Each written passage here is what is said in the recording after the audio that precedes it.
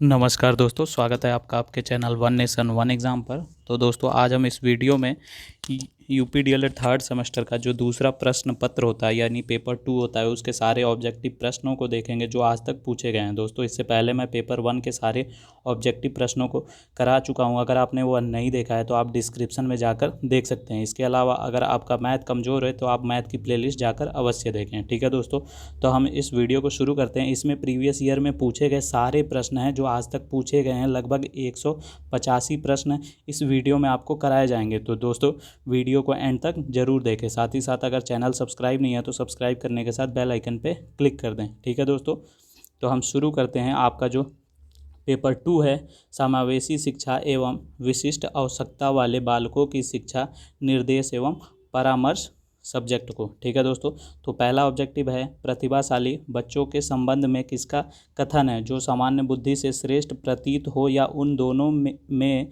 जितना अधिक बुद्धि लब्धि से संबंध होना जरूरी नहीं अति विशिष्ट योग्यताएं रखता है। तो दोस्तों यह कथन है प्रेम पारिचाक जी का। बुद्धि लब्धि का सूत्र है मानसिक आयु बटे में वास्तविक आयु गुणे 100। बाधितों के लिए संप्रेषण तकनीक है चिन्ह भाषा का प्रयोग, ओष्ठ पठन, सांकेतिक भाषा यानी उपर्युक्त सभी। शैक्षिक रूप से पिछड़े बच्चों की बुद्धि लब्धि होती है 85 से कम। श्रवण बाधित के प्रकार कम बाधित छात्रों का डेसिबल स्तर होता है दोस्तों 35 से 51। श्रवण बाधित के प्रकार गंभीर बाधित बच्चों का डेसिबल स्तर है 70 से 89। अगला प्रश्न है सातवां। श्रवण बाधित के प्रकार कम बाधित का बाधिता प्रतिशत है दोस्तों 40। अगला प्रश्न है श्रवण बाधित के प्रकार मंद बाधितों का बाधित प्रतिशत है 40 से 50। शैक्षिक रूप से पिछड़ना कितने प्रकार का होता है तो वह होता है 4 प्रकार का।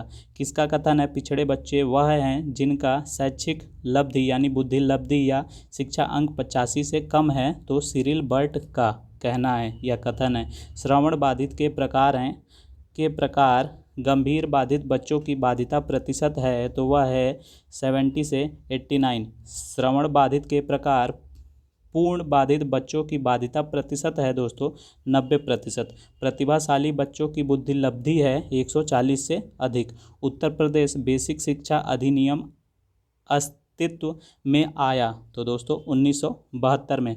मनोविज्ञान शाला की स्थापना किसके द्वारा की गई तो आचार्य नरेंद्र देव समिति द्वारा। किसका कथन है विशिष्ट प्रकार या विशिष्ट पद किसी गुण या उन गुणों से युक्त व्यक्ति पर लागू होता है जिसके कारण वह व्यक्ति साथियों का ध्यान अपनी तरफ आकर्षित करता है तथा इससे उसके व्यवहार की अनुक्रिया भी प्रभावित होती है। तो दोस्तों यह कथन है क्रो एंड क्रो का। उस अमेरिकी राष्ट्रपति का नाम बताइए जो पोलियोग्रस्त थे तो उत्तर हो जाएगा रूजवेल्ट। टैट का पूरा नाम है दोस्तों TAT का पूरा नाम है थीमेटिक अपरसेप्शन टेस्ट। किसका कथन है प्रायः उच्च बुद्धि लब्धि को प्रतिभाशाली का संकेत माना जाता है अतः प्रतिभाशाली बच्चे शब्द का अभिप्राय बच्चों की उच्च बुद्धि लब्धि से किया जाता है। तो अब्दुल रऊफ। अगला प्रश्न है वह प्रत्येक बच्चे जो अपनी आयु स्तर के बच्चों में किसी योग्यता में अधिक हो और हमारे समाज के लिए महत्वपूर्ण नया योगदान कर सके। प्रतिभाशाली बच्चों के संबंध में यह किसका कथन है तो यह है कार्ल सनिक जी का कथन है। निःशुल्क एवं अनिवार्य शिक्षा संबंधित है अनुच्छेद 21 से। 85 से कम बुद्धि लब्धि होती है पिछड़े बालकों की। धीमी गति से सीखने वाले बालकों की पहचान के कितने मापदंड हैं तो 2 हैं। EC का पूरा नाम है दोस्तों विशिष्ट बच्चों के शिक्षा केंद्र। किसका कथन है कि निर्देशन नवयुवकों को अपने से दूसरों से और परिस्थितियों से सामंजस्य करना सीखने के लिए सहायता देने की प्रक्रिया है तो यह है स्किनर जी का कथन। निर्देशन छात्रों को वास्तविक शैक्षिक और व्यवहारिक चुनावों को करने और योजनाएं बनाने में सहायता देता है। कथन है शिक्षा आयोग का। किसका कथन है? निर्देशन का अर्थ प्रदर्शन करना, इंगित करना, सूचित करना है। यह अर्थ सहायता देने से अधिक है। तो जोन्स का। अगला प्रश्न है किसका कथन है? परामर्श का अभिप्राय दो व्यक्तियों का संपर्क जिससे एक व्यक्ति को किसी प्रकार की सहायता दी जाती है। तो दोस्तों इसका उत्तर हो जाएगा कॉल्स रॉजर्स का। डीजीपी का पूरा नाम है डिप्लोमा इन गाइडेंस साइकोलॉजी। किसका कथन है? वरिष्ठ अध्यापक अथवा प्रधानाध्यापक द्वारा किए गए मूल्यांकन को निरीक्षण कहा जाता है। तो डॉक्टर मुखर्जी का। किसका कथन है? भारतीय स्थिति में पिछड़े बच्चे वे हैं जो अपनी कक्षा की औसत आयु से 1 से अधिक वर्ष बड़े हों। TKN मेनन का। आंशिक शारीरिक रूप से अक्षम बच्चों को कितने वर्गों में विभाजित किया जा सकता है? तो 2 वर्गों में। आंशिक रूप से दृष्टिबाधित बच्चों की दृष्टि एक्यूटी होती है 20/70 फीट। किसका कथन है कि वाणी मधुर भाषा के ध्वनि की क्रमबद्ध एवं व्यवहारिक अभिव्यक्ति है? तो यह कथन है लाहन एवं काफमैन का। किसका कथन है दोस्तों?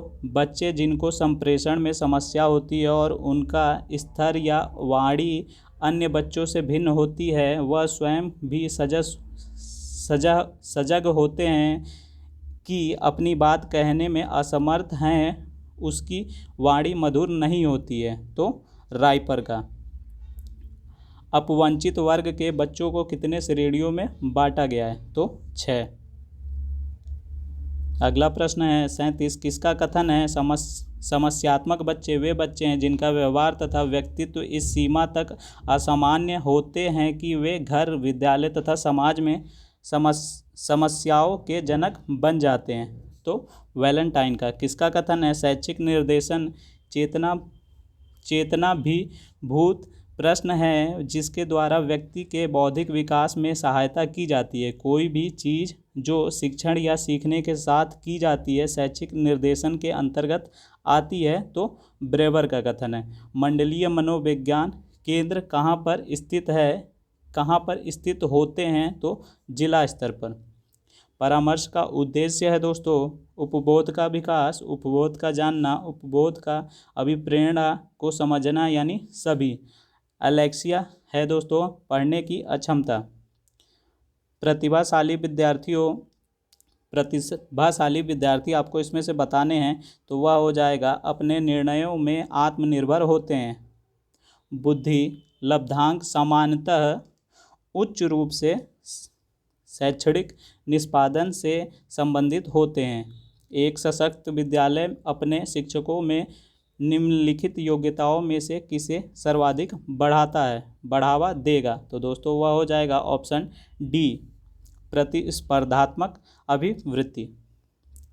अगला प्रश्न है एक बच्चा जो डिसलेक्सिया से ग्रस्त है यानी पढ़ने की जिसको प्रॉब्लम है वह 100 को वॉज तथा न्यूक्लियर को अनक्लियर में अंतर नहीं कर सकता है। निम्नलिखित में से कौन सा सूक्ष्म गतिक कौशल का उदाहरण है? तो इसका उत्तर हो जाएगा लिखना। नर्सरी कक्षा में शुरुआत करने के लिए कौन सी विषय वस्तु सबसे अच्छी है? तो वह है मेरा परिवार। सीखने के लिए आकलन निम्नलिखित का ध्यान रखता है सिवाय विद्यार्थियों की त्रुटियां।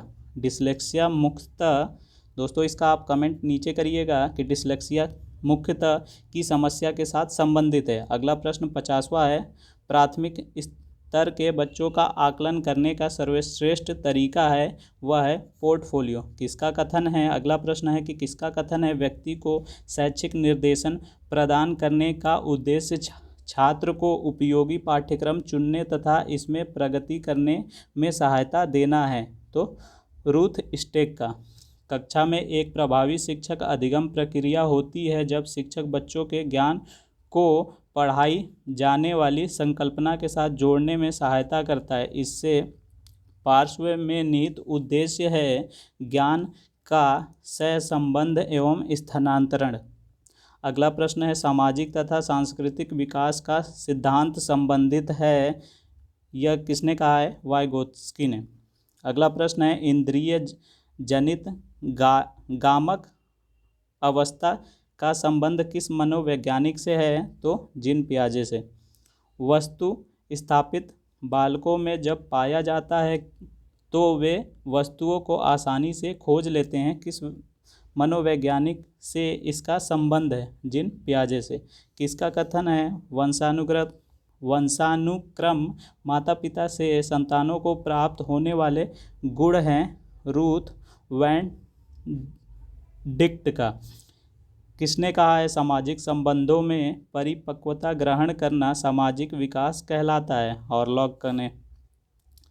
क्रमिक विकास के सिद्धांत के प्रतिपादक हैं दोस्तों किंग एंड थॉर्नडाई। अधिक तनाव का काल है किशोरावस्था। स्कूल बच्चों में व्यक्तिगत भिन्नताएं किस रूप से पाई जाती हैं? तो वह शारीरिक, मानसिक, रुचि के रूप में भी सभी प्रकार से हो सकती है। जन्म के समय चोट या भ्रूण क्षति की वजह से आई मानसिक मंदता कहलाती है, तो वह हो जाएगा जैविक मंदता।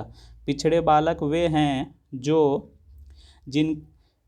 जिनके सीखने की गति धीमी होती है, बुद्धि लब्धि स्तर 80-90 के बीच में होती है, मानसिक रूप से अस्वस्थ या असमायोजित हो, तो उपयुक्त सभी आपका उत्तर हो जाएगा। अगला प्रश्न है, समन्वित शिक्षा की सफलता निर्भर है शिक्षण अधिगम वस्तु की गुणवत्ता पर। निम्नलिखित में से कौन सा विशिष्ट अधिगम विकलांगता है? निम्नलिखित में कौन विशिष्ट अधिगम विकलांगता है? तो डिसलेक्सिया हो जाएगा।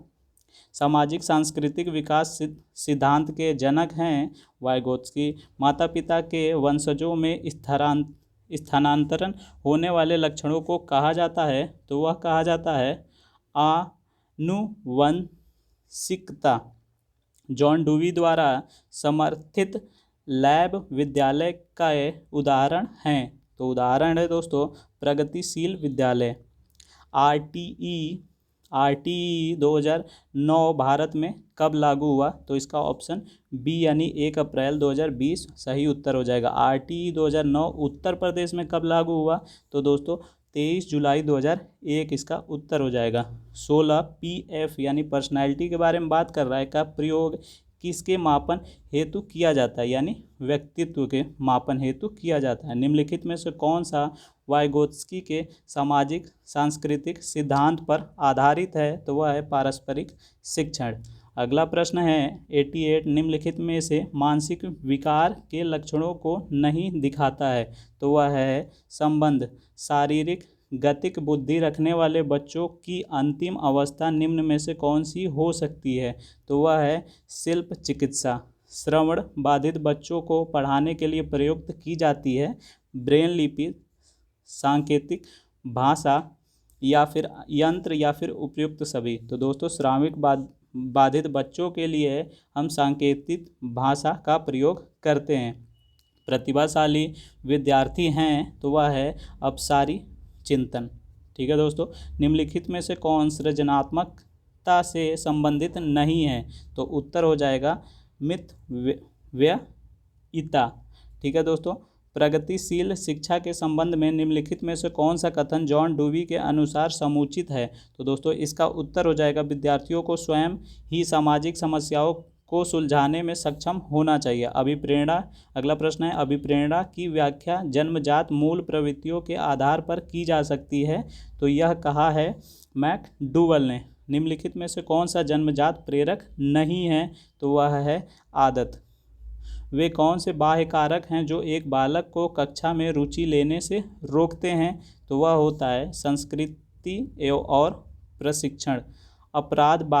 अपराधी बालक होते हैं, तो वह होते हैं जो असामाजिक कार्य करते हैं। सामाजिक अधिगम सिद्धांत किसने दिया? तो बंडूरा ने।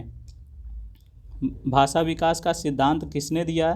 तो वह चोमास्की ने। प्रगतिशील शिक्षा के संपादक हैं जॉन डूवी। अगला प्रश्न है 101, परामर्श का अभिप्राय है दो व्यक्तियों का संपर्क जिसमें एक व्यक्ति को किसी प्रकार की सहायता दी जाती है, तो इसका उत्तर हो जाएगा कॉल रोजर्स। ठीक है दोस्तों, परामर्श में एक व्यक्ति की समस्या समाधान हेतु सहायता दी जाती है। इसका उत्तर हो जाएगा वार्तालाप के माध्यम से। अगला प्रश्न है, परामर्श एवं निर्देश देने वाली संस्था मनोविज्ञान उत्तर प्रदेश में स्थित है, तो कहाँ पे?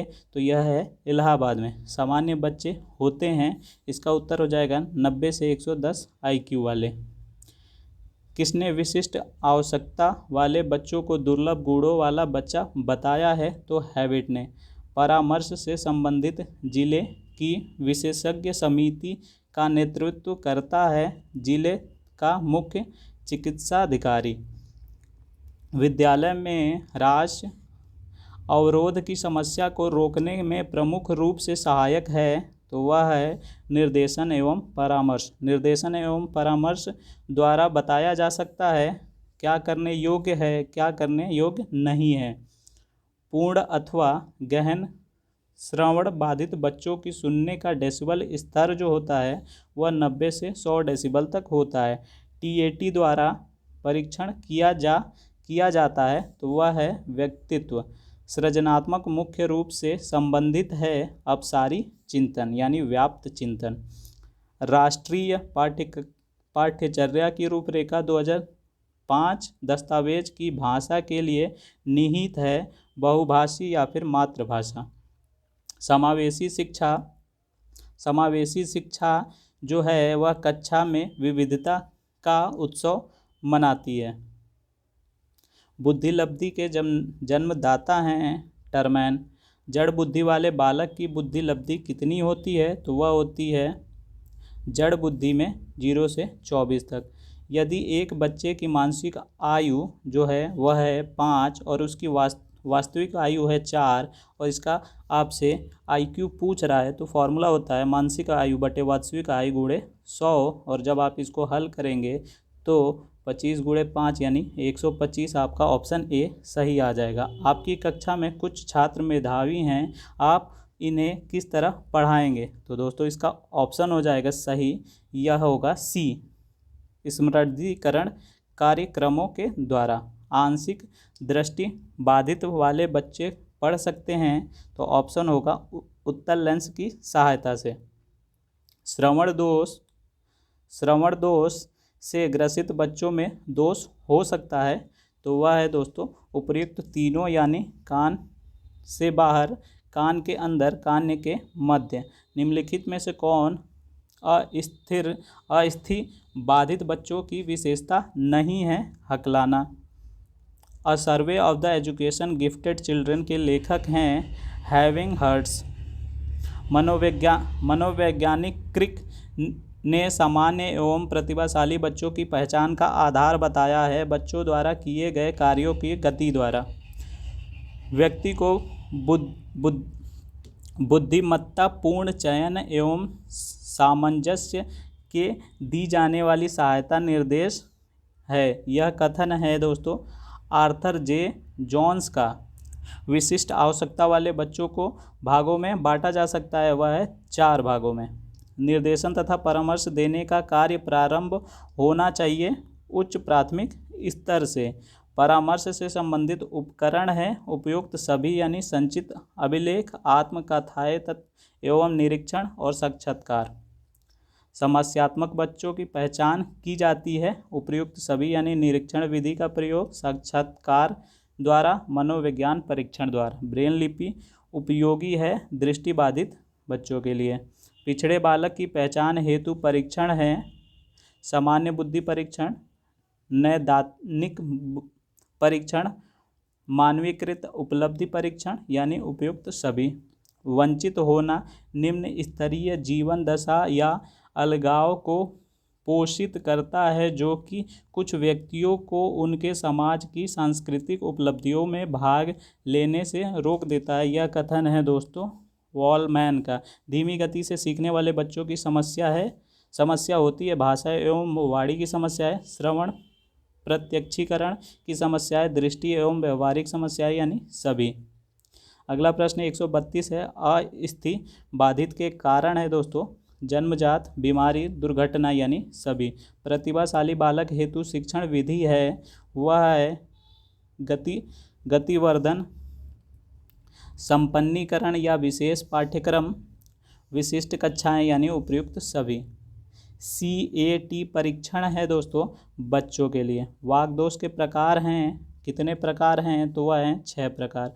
मंदबाधित बच्चे का डेसिमल स्तर होता है 55 से 69 डेसिबल। सामान्य बच्चे की IQ जो होती है वह 90 से 10 होती है, 90 से 10 100 या 110 होती है। विशिष्ट व्यक्ति ऐसा व्यक्ति है जिसका शारीरिक, मानसिक, बुद्धि, इंद्रिया, मांसपेशियों की क्षमताएं अनोखी होती है। यह कथन है हैवेट एंड फॉरनेस का।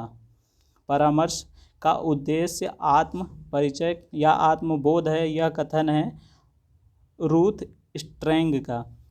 स्वास्थ्य निर्देशन संबंधित है दोस्तों स्वास्थ्य सुरक्षा से। मंडलीय मनोविज्ञान केंद्र स्थित है दोस्तों आगरा में। ठीक है दोस्तों, वैसे तो सभी जगह स्थित है, लेकिन उपयुक्त सभी ना दिया हो तो आप आगरा में टिक लगा सकते हैं। विकलांग शिक्षा के मुख्य आधार हैं उपयुक्त सभी यानी शारीरिक, मानसिक और आवेगात्मक विकलांगता। सांकेतिक भाषा किसके लिए प्रयुक्त होती है दोस्तों, तो यह प्रश्न अभी ऊपर था, श्रवण बाधित द्वारा के लिए उपयुक्त होती है। निर्देशन का प्रकार नहीं है तो वह है लिखित निर्देशन, क्योंकि यह इसका प्रकार नहीं है। शिक्षा प्रक्रिया में अनुकूलन की आवश्यकता नहीं होती है प्रतिभाशाली बालकों के लिए। विकर्ण बालकों को बनना चाहिए आत्मनिर्भर। वर्तमान में निःशक्त बच्चों की शिक्षा को क्या कहा जाता है, तो वह समावेशी शिक्षा कहा जाता है। हकलाने का कारण है वंशानुक्रमण और वातावरण दोनों द्वारा। मनोविज्ञान केंद्र का प्रमुख कार्य है दोस्तों वह है निर्देशन, प्रशिक्षण, शोध कार्य यानी सभी। मनोविज्ञान शाला उत्तर प्रदेश इलाहाबाद की स्थापना कब हुई, 1954 में। VN दास के अनुसार वंचित बालकों का लक्षण नहीं है तो वह है उत्कृष्ट शैक्षिक उपलब्धि। बाल अपराधी बालकों के उपचार की विधि है मनोविश्लेषणात्मक विधि, परिवीक्षण विधि, मनोवैज्ञानिक विधि यानी सभी। अगला प्रश्न है दोस्तों, विशिष्ट वर्ग के बालक नहीं होते हैं। विशिष्ट वर्ग के बालक नहीं होते हैं वे हैं सामान्य बालक। मनोविश्लेषण विधि के जनक हैं फ्रायड। दृष्टिबाधितों के लिए राष्ट्रीय शिक्षा संस्थान स्थित है देहरादून में। ब्रेन लिपि का विकास किया है, किसने किया है, तो नाम से ही आपको पता चल रहा होगा, लुइस ब्रेन ने। अगला प्रश्न है 157, दृष्टिबाधित का मुख्य कारण है दोस्तों वातावरण और वंशानुक्रम दोनों। अच्छी निर्देशन सेवा होती है, वह होती है दोस्तों समाज केंद्रित। टर्मन के अनुसार सामान्य बुद्धि बालकों की बुद्धि लब्धि होती है 140 से अधिक यानी ऑप्शन ए। समुदाय का अर्थ कितने शब्दों से मिलकर बना है, तो दोस्तों समुदाय यानी 2।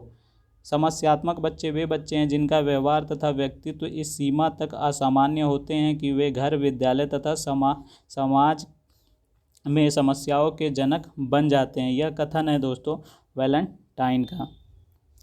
समन्वित शिक्षा आरंभ हुई दोस्तों 2005 में। निःशक्त जन अधिनियम बना 1995 में। जिला चिकित्सालय की विशेषज्ञ समिति का नेतृत्व कौन करता है, तो मुख्य चिकित्सा अधिकारी। परामर्श का तात्पर्य 2 व्यक्तियों का संपर्क जिसमें एक व्यक्ति को किसी प्रकार की सहायता दी जाती है। यह कथन है मायर्स का। कौन विशिष्ट बालक नहीं है, तो दोस्तों इसका उत्तर हो जाएगा अल्पसंख्यक। प्रतिभाशाली बालकों की शिक्षा में क्या आवश्यक है, तो व्यक्तिगत ध्यान। प्रारंभिक अवस्था में मंदबुद्धि बालकों की पहचान कैसे हो सकती है, प्रशिक्षित, ऑप्शन डी जो है प्रशिक्षित प्रविधि से। निर्देशन की आवश्यकता होती है तो सभी व्यक्तियों को। दृष्टि दोष की पहचान है वह है उपयुक्त सभी परेशानियां यानी आँखों को बार बार झपकाना, पुस्तक को आँखों के निकट रखना, पढ़ते समय आँखों में दर्द होना। विशिष्टता का संप्रत्यय होता है वह होता है गुणात्मक व मात्रात्मक दोनों। कौन शिक्षा के क्षेत्र में विशिष्ट बालकों का वर्ग नहीं है, तो वह हो जाएगा जाति जातिगत दृष्टि से विशिष्ट बालक। ब्रेन लिपि संबंधित है दोस्तों दृष्टि दोष से। भारतीय पुनर्वास परिषद अधिनियम कब पारित हुआ? तो 1992 में। विशिष्ट बालकों की शिक्षा के लिए चलाए जाते हैं संवर्धन कार्यक्रम। श्रवण बाधित बालकों में प्रायः सुनने की क्षमता होती है, वह होती है 30 से 50 डेसिबल। विशिष्ट शिक्षा के अंतर्गत कौन आता है? तो विकलांगता, रोगग्रस्तता, अक्षमता यानी सभी। सही दृष्टि जो होती है वह 6/6 होती है। शैक्षिक समावेशन से तात्पर्य है वह है सभी बच्चों को शिक्षा प्रक्रिया से जोड़ना। भाटिया बैटरी में कुल कितने उप परीक्षण हैं? तो वह हैं 5। सामूहिक परीक्षण होता है तो शाब्दिक और अशाब्दिक दोनों प्रकार से होता है, तो आपका ऑप्शन सी सही हो जाएगा। मनोविज्ञानशाला उत्तर प्रदेश में स्थित है दोस्तों, इलाहाबाद में। तो दोस्तों यहाँ पे आपका जो पेपर 2 है उसके सारे ऑब्जेक्टिव ख़त्म होते हैं। आज तक जितने भी प्रश्न पूछे गए हैं वह सारे इसमें आपसे करा दिए गए हैं। तो दोस्तों उम्मीद करता हूँ आपको वीडियो पसंद आई होगी, तो अपने सहपाठियों के साथ शेयर करें, साथ ही साथ वीडियो को लाइक करें, और चैनल सब्सक्राइब नहीं है तो सब्सक्राइब करने के साथ बेल आइकन पर क्लिक कर दें। दोस्तों पूरी वीडियो देखने के लिए बहुत बहुत धन्यवाद।